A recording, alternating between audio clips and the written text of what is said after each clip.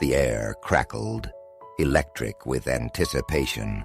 Studio lights bore down on Donald Trump, reflecting off the polished desk, a battleground separating him from Sarah Thorne, host of Primetime Probe. Her smile was a practiced curve, a velvet glove hiding a steel fist. Millions watched, breathlessly awaiting the clash. Thorne, notorious for eviscerating conservative figures, had spent weeks crafting this ambush, a series of questions designed to expose Trump's alleged hypocrisy on family values. "Mr. Trump," she began, her voice a honeyed purr laced with arsenic. "You've built an empire, ascended to the presidency, swayed millions. To what do you attribute that?" Luck. It was a softball question, deceptively simple, but Trump's eyes narrowed, instantly sensing the trap. He leaned forward, a flicker of amusement dancing on his lips. "Luck," he repeated, his voice a low rumble. "Interesting word, Sarah. Liberals love that word. It's a convenient way to dismiss achievement, to pretend hard work and sacrifice are irrelevant." He paused, letting the accusation hang heavy in the air. "But let me tell you, luck doesn't construct skyscrapers." The first beads of sweat appeared on Thorne's perfectly made-up forehead. The question hung in the air, a baited hook shimmering under the studio lights. Thorne's smile tightened, a barely perceptible contraction, like a spider sensing a tremor in its web. This wasn't the docile, compliant response she'd meticulously calculated. Her internal monologue, usually a calm stream of strategic analysis, began to flicker with uncertainty. "So," she began, her voice still smooth but with a newly introduced edge, "you're asserting that everything you've achieved, every building, every deal, every political victory, is solely the product of your own hard work.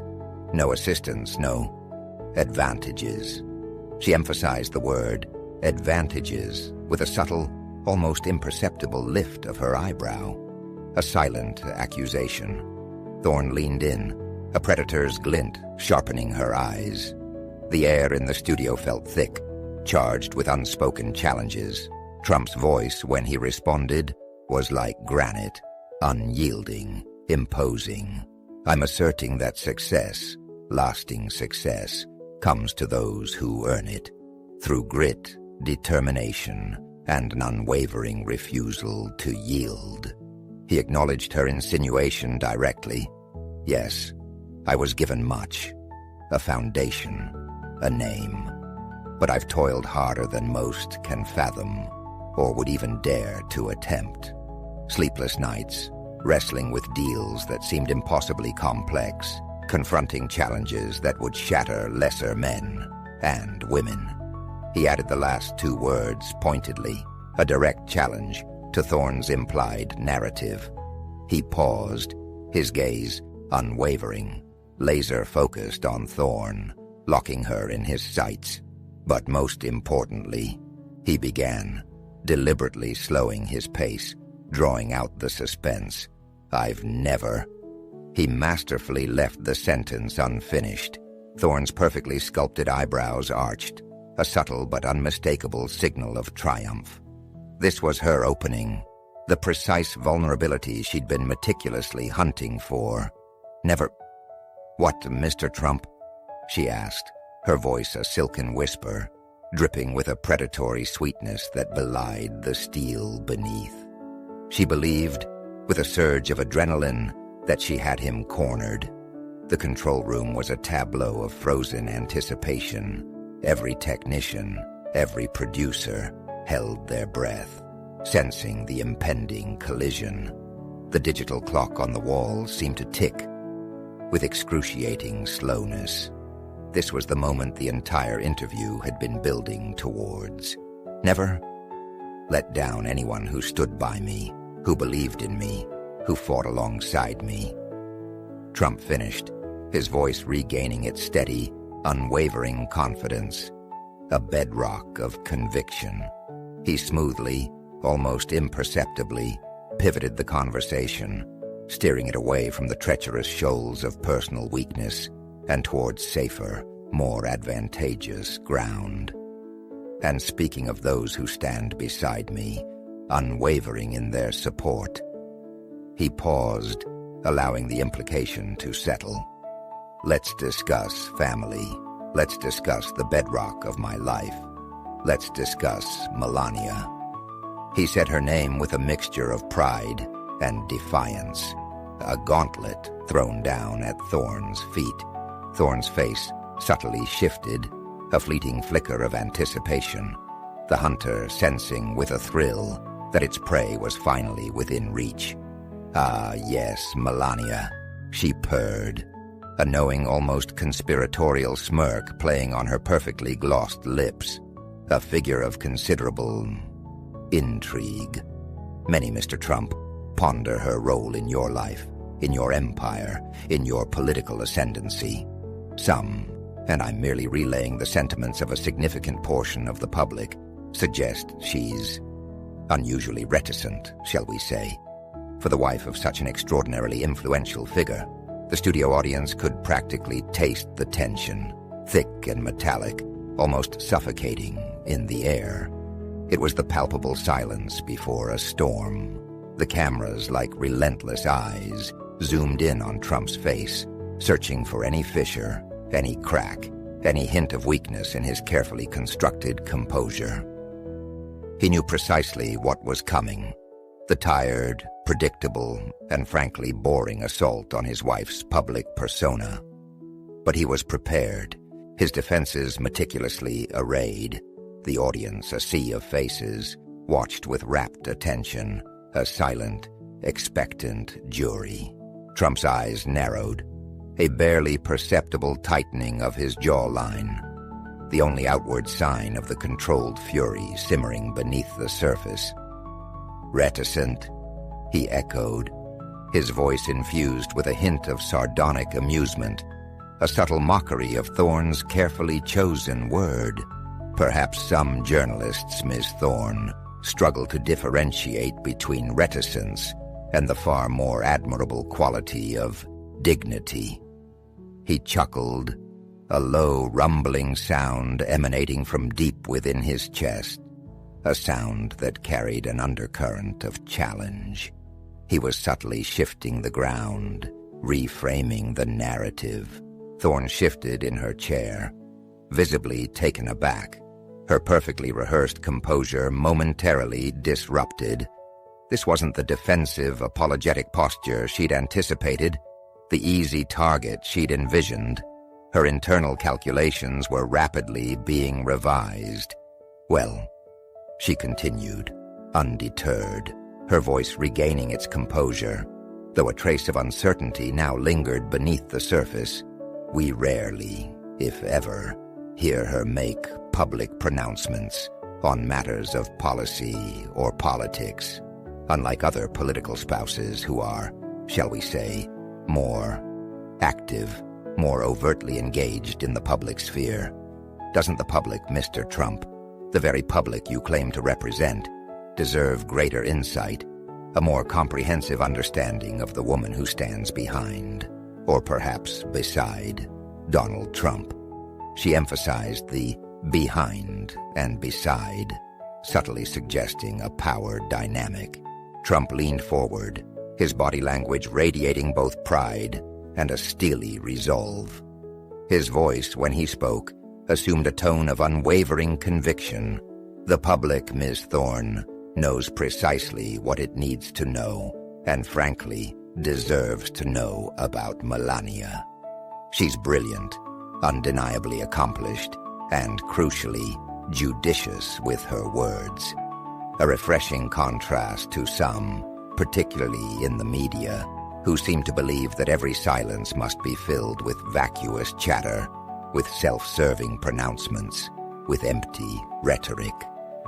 A ripple of approval, spontaneous and undeniable, surged through the live audience, a palpable wave of support.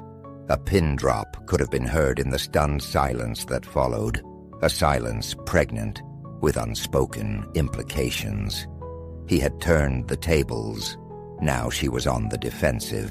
Thorne's smile faltered, a fleeting but unmistakable crack appearing in her carefully constructed facade of journalistic objectivity.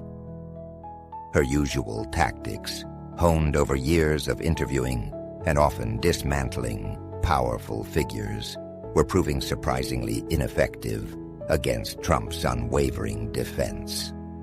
But she was far from surrendering. She was a seasoned combatant in the arena of public discourse. She decided to escalate, to shift from subtle insinuation to a more direct, more visceral blow, aiming for the heart of what she perceived as his vulnerability. "Let's address, Mr. Trump, the matter of her accomplishments," she said, her voice acquiring a sharper, more accusatory edge, the velvet glove now completely discarded, revealing the steel fist beneath. Because some individuals, and I'm simply reflecting a sentiment that exists within certain segments of the population, well, they openly speculate. They wonder whether her greatest accomplishment, her most significant achievement, is, in fact, becoming Mrs. Trump. She delivered the final phrase with a deliberate, almost theatrical emphasis, a verbal stiletto aimed directly at his heart. The temperature in the studio seemed to plummet several degrees. The air suddenly chilled, as if a cold wind had swept through the room. The audience's collective intake of breath was audible, a sharp, collective gasp of shock and anticipation. The cameras, ever present, ever watchful, fixated on Trump, capturing every nuance of his expression, every flicker of emotion, every micro-movement. This was the pivotal moment, the make-or-break question that could define the entire interview, and potentially the careers of both participants. Thorne's producer frantically gestured from the control booth, his face a mask of barely controlled panic, a silent scream etched on his features. He knew, instinctively, that this had crossed a line. Trump's expression, which had been carefully controlled throughout the interview, hardened, transforming into something resembling granite, implacable and unyielding. "Let me be unequivocally crystal clear, Ms. Thorne," he stated, leaning forward, his body language radiating a controlled, contained fury, a simmering volcano of righteous indignation. His voice, when he spoke, was low and menacing, a dangerous rumble that promised a devastating eruption. "You speak of accomplishments. You dare to question Melania's achievements." He paused, allowing the rhetorical question to hang in the air, a challenge and an accusation. "Melania built a thriving, independent career long before she met me. She's represented this nation, our nation, on the world stage with a grace, a dignity, and an intelligence unmatched by any First Lady in recent memory. But of course," he added, his voice dripping with sarcasm, "you wouldn't acknowledge that, would you? Because the mainstream media, the institution you so proudly represent, is too preoccupied with peddling its own biased, agenda-driven narrative, too busy tearing down successful women who don't fit neatly into your pre-approved ideological box." Thorne visibly tensed, her carefully composed demeanor starting to unravel. She was losing control of the interview, and the realization was dawning on her with chilling clarity. She attempted a different, less confrontational tactic, hoping to regain some semblance of equilibrium. "Certainly, Mr. Trump, I acknowledge her prior career, but surely you must concede that being married to you, a man of your immense wealth and influence, has undeniably opened certain doors for her, hasn't it? Opportunities that might not have otherwise been available." She tried to sound reasonable, conciliatory, but the desperation was becoming increasingly apparent. Trump chuckled, a dry, humorless sound that sent a shiver down Thorne's spine. "You know what's truly fascinating about your line of inquiry, Ms. Thorne?" he asked, his voice laced with a withering contempt. "It perfectly, almost poetically, encapsulates the fundamental flaw, the inherent bias, in your entire worldview, in the worldview of the mainstream media you represent. Success, real success, isn't about passively walking through open doors. It's about what you do, what you create, what you achieve once you traverse that threshold. And Melania," he said, his voice softening slightly, imbued with genuine admiration, "doesn't merely walk through those doors. She transforms every space she inhabits. She elevates every room she enters. She brings grace, intelligence, and an unwavering dedication to everything she undertakes." The applause from the audience felt like a physical blow to Thorne, a wave of sound crashing over her. She mentally cursed her research team, her producers, herself. They had missed something vital. Thorne, flushed and increasingly desperate, was hemorrhaging ground. Her meticulously crafted script lay in tatters. But she possessed one final, desperate gambit. A question so intensely personal, so potentially explosive, that it could either salvage the interview or obliterate her career.